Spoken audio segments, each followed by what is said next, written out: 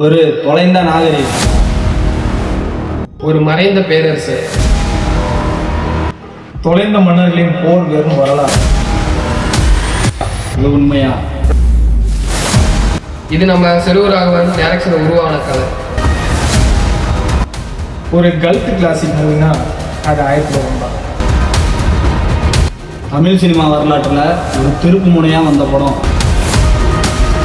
So அதை பற்றி தான் டீட்டெயிலாக பார்க்க போகிறோம். ஆரம்பிக்கலாங்களா?